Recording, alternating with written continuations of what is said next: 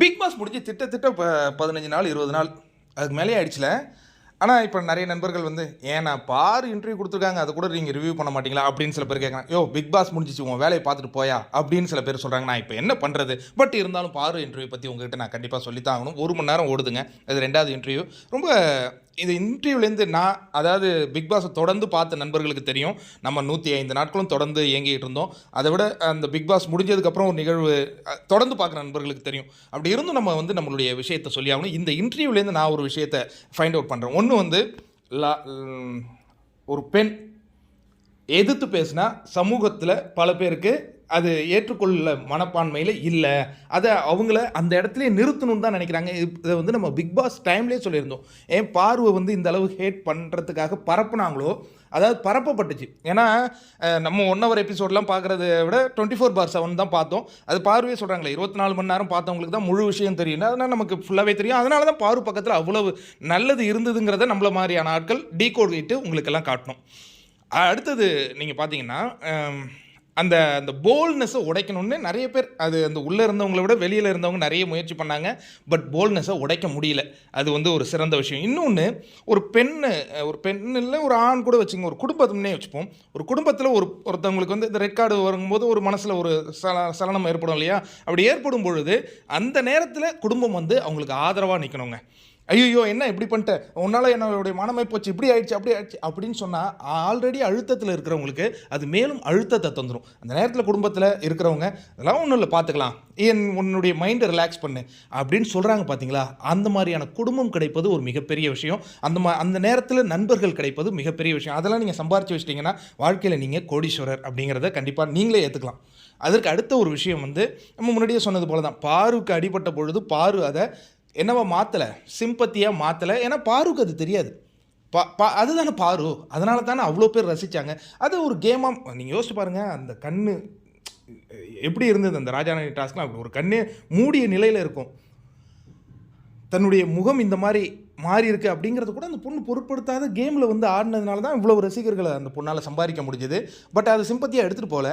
But அது சிம்பத்தியாக இன்னொரு விஷயம், அந்த சாண்ட்ராவோட விஷயம் சொல்லும்போது அது வந்து தவறுன்னு ஒன்று நடந்துடுச்சு. பட் அதுக்கப்புறம் சில பேர் அந்த ஹீரோய்க்கான விஷயங்கள் பண்ணாங்களே, அதுதான் எனக்கும் உச்சக்கட்ட. சாண்ட்ராவை விடுங்க, அந்த இடத்துல சபரி விக்ரம் அவங்கெல்லாம் பேசின அந்த விஷயங்கள்லாம் வந்து அந்த விஷயத்தை தனக்காக அவங்க மாற்றிக்கிட்டாங்க அப்படிங்கிறது இருந்தது. ஏன்னா இதே நபர்கள் பாரு அடிபட்ட போது அது எள்ளி நகையாடி அதை காமெடின்னு சொன்ன நபர்கள்ங்கிறதுனால தான் பர்டிகுலராக இந்த நபர்களை நம்ம சொல்கிறோம். அதற்கடுத்தது அந்த இன்டர்வியூவில் நான் பார்த்து வியந்த ஒரு விஷயம் என்னென்னா,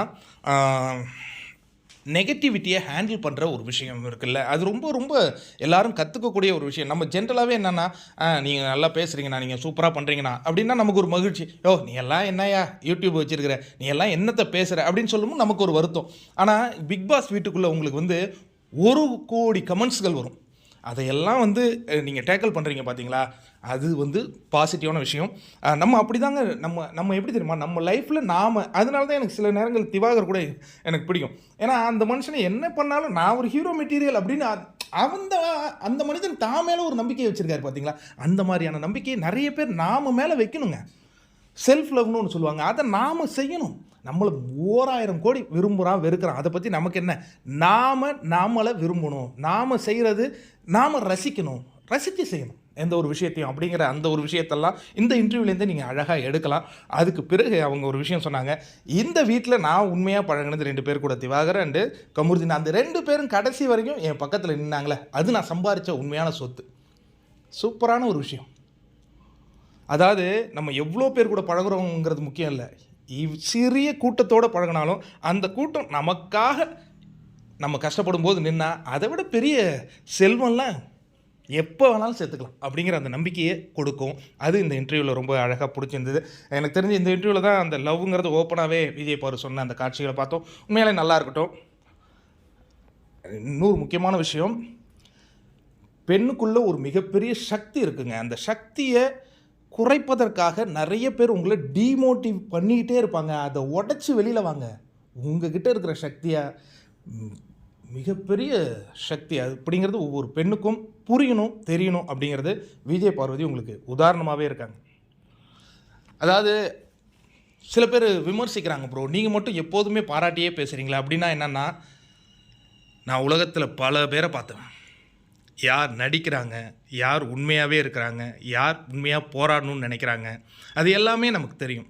இன்னொன்று, ஒருத்தவங்க கூட பழகும்போது அந்த வேவ் லென்த்லேயே எனக்கு தெரியும். ஒருத்தவங்கள எதிரில் பார்த்து நின்று பேசும்போது கண்ணை பார்க்கும்போதே தெரியும் எது உண்மை பொய்ன்ட்டு. உண்மையின் பக்கம் என்னைக்கும் நிற்கும். Good and good health.